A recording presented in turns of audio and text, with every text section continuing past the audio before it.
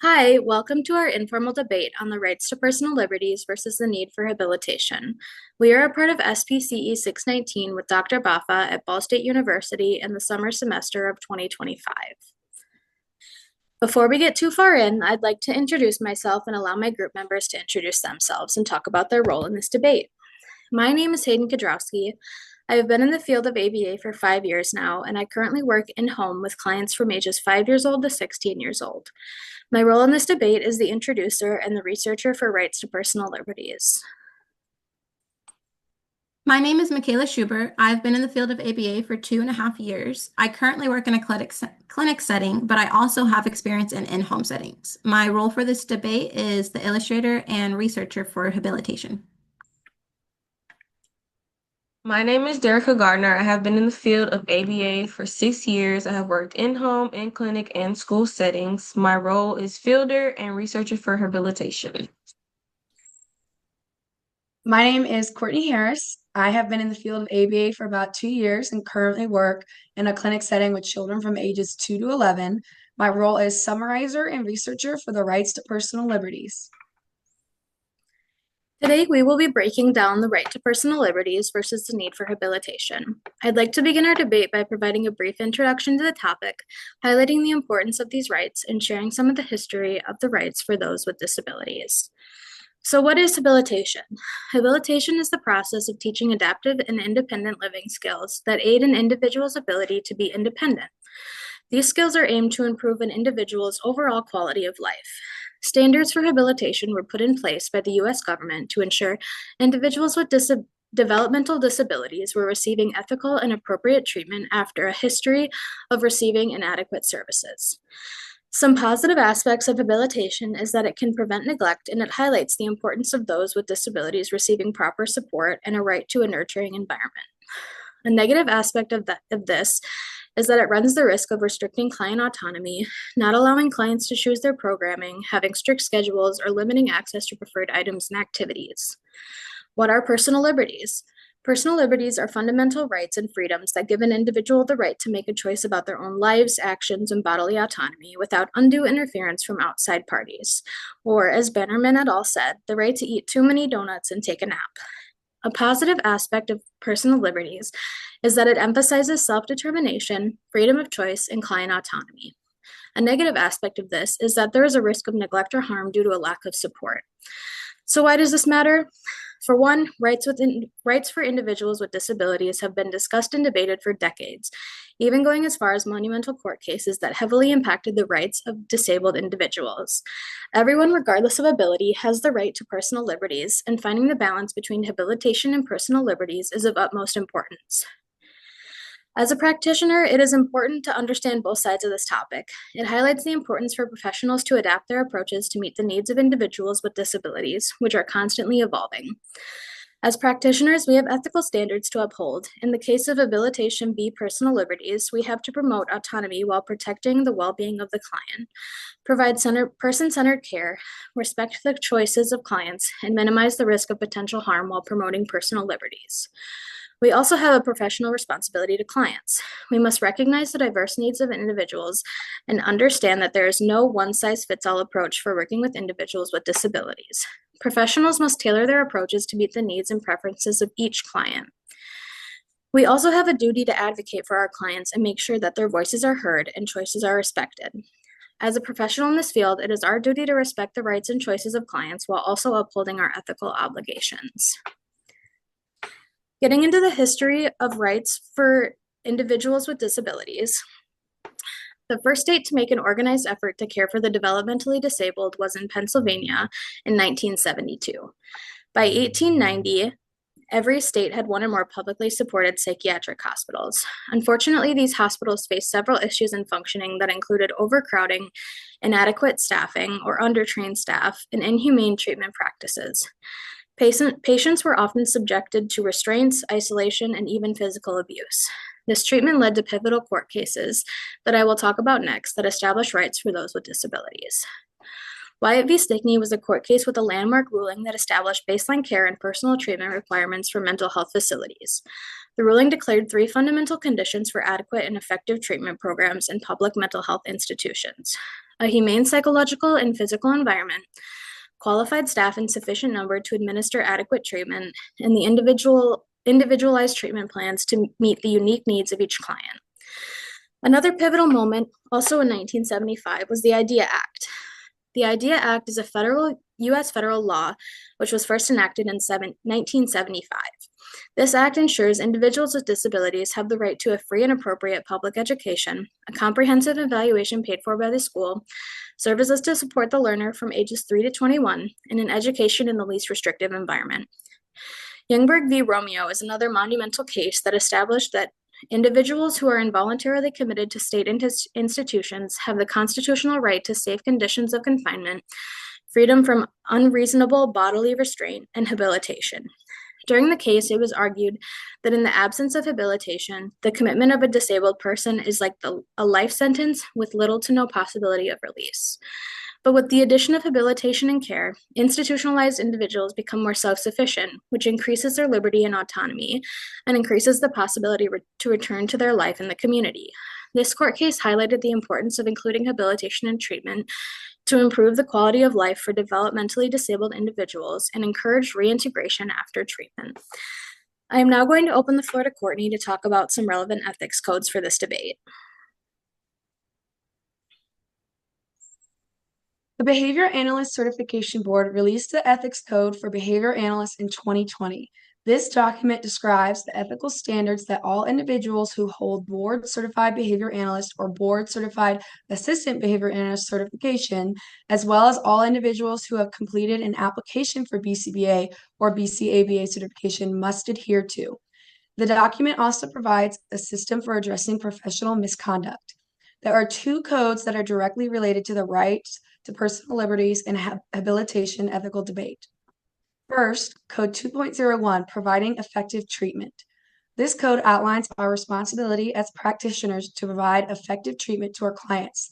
This means that behavior analysts should prioritize clients' rights and needs in service delivery, that behavior analysts should provide services that are consistent with behavioral principles, that are empirical and designed to maximize desired outcomes for all and protect all clients, stakeholders, supervisees, trainees, and research participants from harm.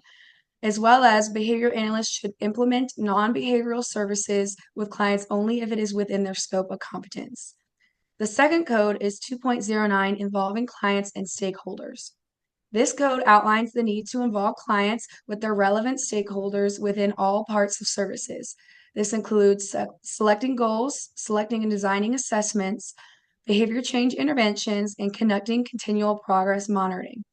These codes, as well as the document as a whole, demonstrate the need to understand the ethical importance of personal liberties and habilitation within the field so that we can balance promoting positive outcomes while respecting individual rights. Ultimately, this debate calls for professionals to adapt their services to meet the evolving needs of those with disabilities. Up next, Michaela will be discussing the need for habilitation. So, what is habilitation and why do we need it? Habilitation is a set of services that supports individuals with intellectual and developmental disabilities to achieve their goals through the promotion of independent living, which has been shown to not only improve one's quality of life, but also their emotional well-being. There are hundreds of habilitation programs across the country, each playing a crucial role in aiding individuals to develop meaningful skills such as those involved in daily living, socialization, communication, relationship building, job employment, community involvement, financial management, and so much more. The right to habilitation supports everyone's right to live their life to its fullest potential and with the most independence possible. Habilitation programs are able to work with individuals to achieve these goals by taking a personal and developmentally centered approach. Each individual has their own set of strengths, abilities, and challenges, and habilitative services adapt to these specific needs of each individual it serves. These rights to habilitative services were established in the 1982 court case Young v. Romeo, when it was determined that individuals had the right to receive as much habilitation as they needed in order to ensure their freedom from undue restraint. This means that individuals have a right to a therapeutic environment that is least restrictive, access to effective and personalized practices, and quality care and support. Federal and state laws mandate that programs meet these standards in order to receive funding. This ensures a safe and inclusive learning environment for everyone. But habilitation goes beyond just helping individuals to promote their functional autonomy. In fact, it focuses largely on advocating for individuals to live self-determined lives by exerting control over their own desires and values. According to Professor Jonathan Glazard, author of Independent Living for Persons with Neurodevelopmental Disorders, this perspective challenges the traditional medical model of disability, which often focuses on deficits and the need for care, and instead promotes a social model that emphasizes removing societal barriers and providing the necessary support to enable independence. To see this quote in action, let us direct our attention to the video on the slide that serves as a prime example of the benefits that habilitative services can provide a variety of individuals. Across New Jersey, some 13,000 people are enrolled in what's known as the state's supports program. It funds day programs and other activities for individuals with disabilities, which have proven to be critical in improving mental and emotional well-being, along with developing life skills and just providing a chance to socialize. Well, this week, the nonprofit Easter Seals opened its fifth day habilitation site in the state, this one in New Brunswick. And as Ted Goldberg reports, the adults using the center are already feeling more part of their community. Reviews are in for the new Day Habilitation Center, or DayHab, at the Easter Seals building in New Brunswick. I like it's very nice. I like everything.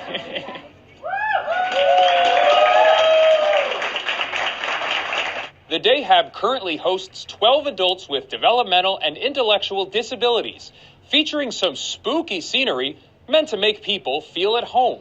If you have a loved one and you want to drop them off during the day for different services, you don't want them to walk into a blank institutionalized sort of center. So we try to make our day habilitation sites homey.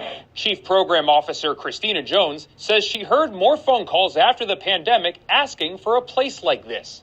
While Easter Seals New Jersey has been in this building for more than half a century, this space was previously used for vocational training. Day habilitation is an opportunity for individuals who have intellectual disabilities to come into a center where we work with them on goals. So there can be life skills, it can be social skills, depending on their ability and what they're looking to accomplish in their life. Yeah, I made a lot of friends. I hang out and start and talk to them. I like everybody's nice. Leaders stopped by to praise the program, which had to be reviewed by New Jersey's Division of Developmental Disabilities and given a license from Medicaid. My own father is suffering with Alzheimer's and goes to a day program, and just to see that ability to socialize, it keeps him with us as much as we can. And so programs like this, not only to keep people and should make sure that they know they are part of a community. People with disabilities are no different than those without. They deserve to be able to play and work and live in the communities that they come from. As cozy as the DayHab looks, the Easter Seals say it's just as important for program participants to get out into the community. That's what these vans are for. Folks go on field trips to places like zoos, aquariums, even just the local park to look at foliage. I saw a bunch of different movies and Transformers and Bowling and parties. Sometimes I get 100. We put together a calendar and we take individuals out so they don't feel that they only can come with each other, people who are like them, but they also belong as part of their community, the New Brunswick area. I used to go to the senior center and the garden center, and I cleaned up the whole yard in the garden. Oh, wow. Was that a lot of fun for you? Yes. I always work hard, and I don't get lazy. The rest of the Easter Seals building offers vocational training and opportunities for activities like yoga. Jones says the DayHab can host up to 40 people each day, up from the dozen full-timers they have now. We're actively looking to expand, so we're working with the support coordination agencies across the state, putting the word out there that we're now open and we're accepting new clients. And so we're, as soon as we get new referrals, we do our work to make sure that we can bring people on as soon as possible. The entire building can accommodate up to 150 people. And as Jones says, Easter Seals New Jersey can fit more people and try to improve the lives of more adults with disabilities in Central Jersey. In New Brunswick, I'm Ted Goldberg, NJ Spotlight News. Support. As you saw from the video, habilitative services brings about opportunity for individuals with intellectual and developmental disabilities to feel a part of a community that meets their needs, while also going out and being a part of and connecting with society at large. At this point, one might be asking, how exactly does an individual's personal goals fit into all of this? Well, when it comes to the teaching of independent living skills, those delivering the habilitative services must ensure that they build on the individual's strengths, that they set goals that are meaningful and feasible, and that all practices implemented are evidence-based. In other words, proven to be effective. For example, through habilitative services, a program can be created to teach an individual how to make their favorite meal, how to navigate public transportation to get to a preferred place, or even how to wash and dry their clothes so that they can wear an outfit that they feel confident in. Turning these goals into a reality is what paves the path to a more self-determined life. Self-advocacy is promoted through this process by offering choices to the individual, such as, do you want to learn how to create a budget first or learn how to cook first? This is just one way to involve the individual in the decision-making process and build the necessary skills to make choices effectively and appropriately. And for those who cannot verbally communicate their wants and needs, habilitative services can teach them how to use an AAC or another alternative communication device. An individual's preferences can also be learned through observation and the conduction of preference assessments. The possibilities really are endless when it comes to individualization, because no two people, regardless of how similar they are exactly alike. Now, one last thing I would like to touch on is the link between job employment and quality of life. Research has suggested that work relates to life satisfaction because it provides people with a sense of personal growth, autonomy, empowerment, the ability to help others, and the ability to provide successfully in the workplace and at home. For many individuals with intellectual and developmental disabilities, it is significantly more challenging to find a job than it is for those without those disabilities. In fact, only 19.1% of people with disabilities are currently employed in the U.S., compared to 63.7% of people who do not have a disability. This is a huge gap in the job market, and while it has made significant improvements in recent years, it is still a major problem of inequality that needs to be addressed. One way to tackle this issue is through employment readiness programs provided as part of habilitative services. Habilitation has been shown to improve employment outcomes for these individuals, and one such habilitation network is known as Project Search. Project Search is a nationwide transition to work program that the individual participates in directly on a worksite for the duration of the program. Over the course of the 36 weeks, participants are taught a variety of skills from teamwork to communication to even problem solving. They have the opportunity to participate in 3 different internships across a variety of departments, so that way they can gain a feel for which areas play to their strengths and what direction they would like to head in at the conclusion of the program. Project Search hinges on the collaboration of professionals across the board, such as businesses, developmental disability organizations, supported employment agencies, and even educational institutions. This specific program is designed for individuals ages 18 to 30 to help prepare them for a successful career that they feel comfortable and confident arriving to every day. There are also built-in curriculum hours that are personalized to meet the needs of each individual. And even after participants complete the program, Project Search staff will still conduct periodic check-ins with both the participant and their employer to ensure job retention and satisfaction. Typically, participants will work about 16 hours per week or more in integrated settings with competitive wages. For the 2022 to 2023 academic year, 92% of participants completed the program, and 72% of them became employed within 9 months. This is an amazing win. Now, if you look to the right of the slide, you will see a photo of Travis. He's a 2023 Project Search graduate. Travis began his journey in 2022 as an intern at Project Search. After graduating, he accepted a position with WVUH Nutrition Services, where he still works today as a dietetic assistant. Nick, a Project Search instructor, highlights Travis's significant progress, noting that he applied the skills he learned to help his dad secure a job with WVU Medicine as well. Since starting, Travis has achieved personal goals like obtaining his driver's license and even buying his first car. To show just how much of an impact habilitative programs like this can make, let's turn our attention to the graph on the bottom left-hand side of the slide.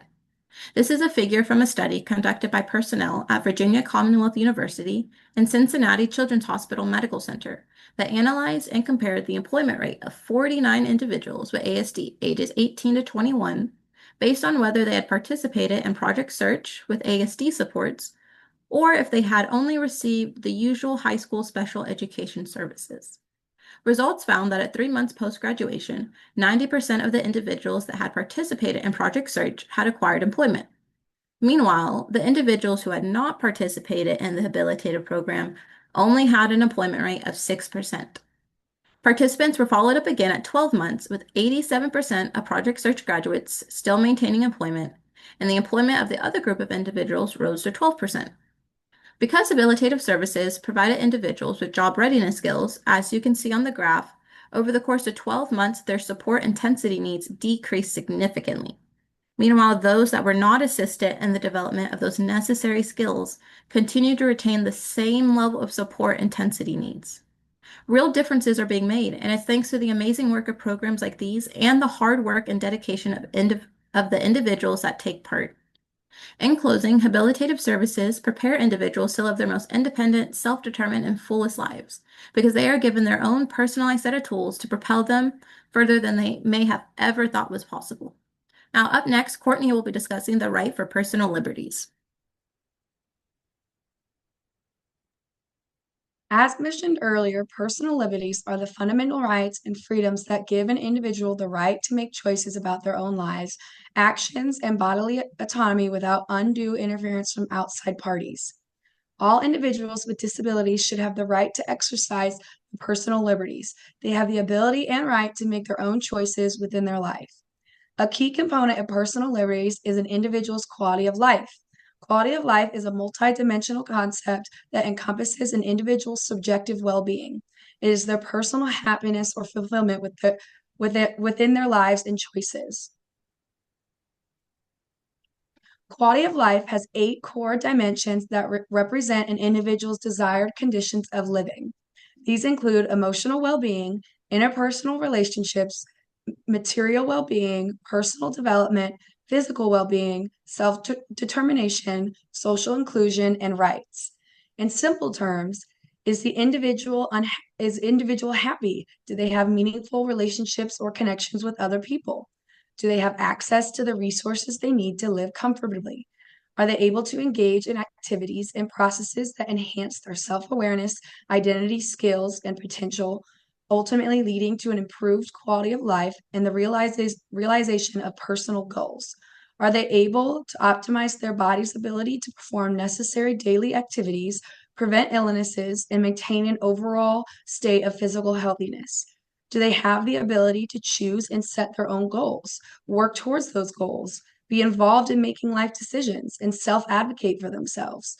Do they have full access to participating in society on equal terms compared to others? Do they have their human rights to food, housing, healthcare, education, etc.? Improving the quality of life of individuals with autism spectrum disorders is a founding principle of applied behavior analysis.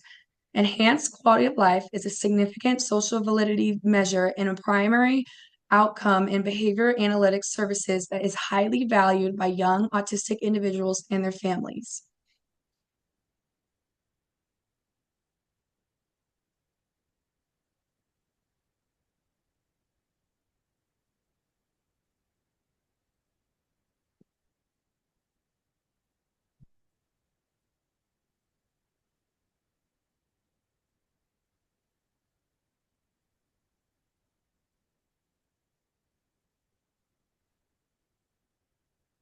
A great deal of research demonstrates that the measurement of intervention outcomes frequently overlook quality of life indicators.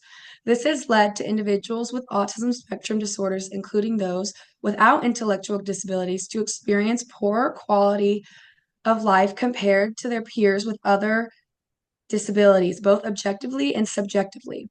Another factor influencing clients' quality of life is the sole reliance of others' judgment on their behavior rather than valuing the opinions of individuals with ASD as experts in their own lives. The importance of something to someone may not necessarily be the same for individuals with disabilities themselves. Fortunately, researchers have begun to investigate and incorporate key components for increasing the quality of life of individuals with ASD of all ages and identities, such as self-determination. Self-determination is when an individual acts as the primary agent within their life.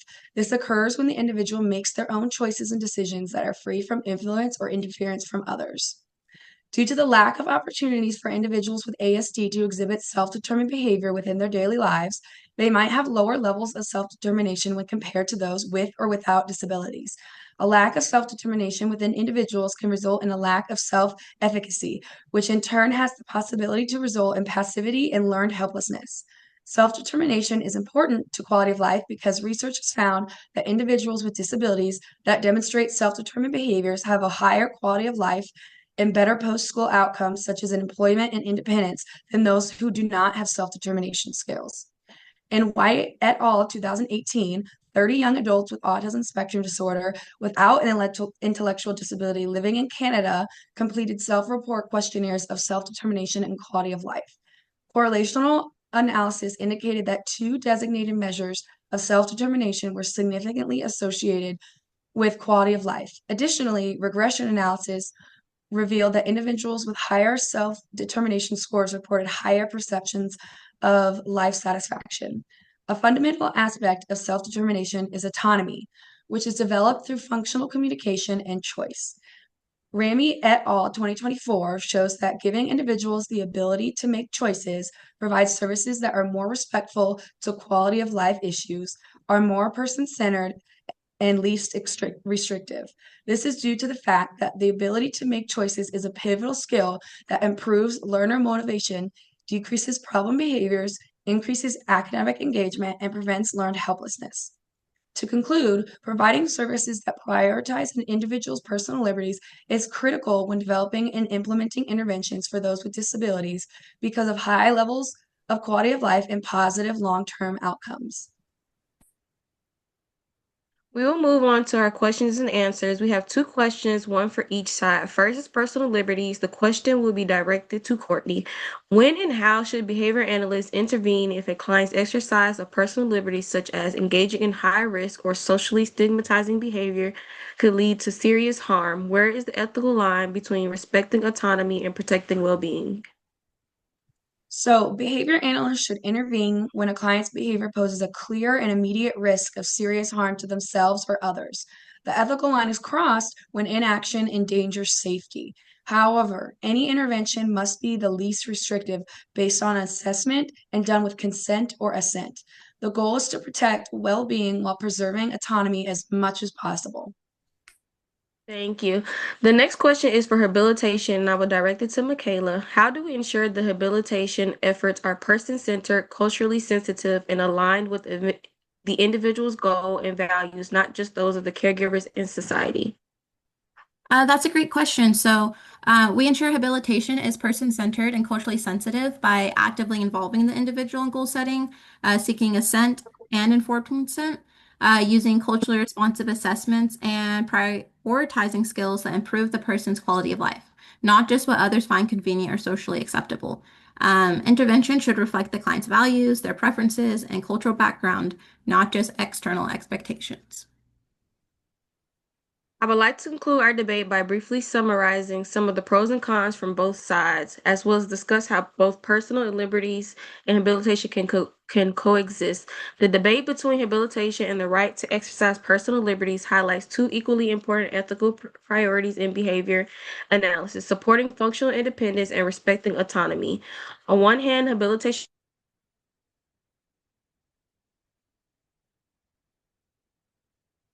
should promote skill development that leads to greater independence. Teaching individuals how to navigate daily life, make informed choices, and engage in meaningful work fosters self-determination and long-term success. Integrating choice-making and client involvement into the habilitation process ensures that the approach remains person-centered. On the other hand, the right to personal liberty is fundamental, especially for individuals with disability.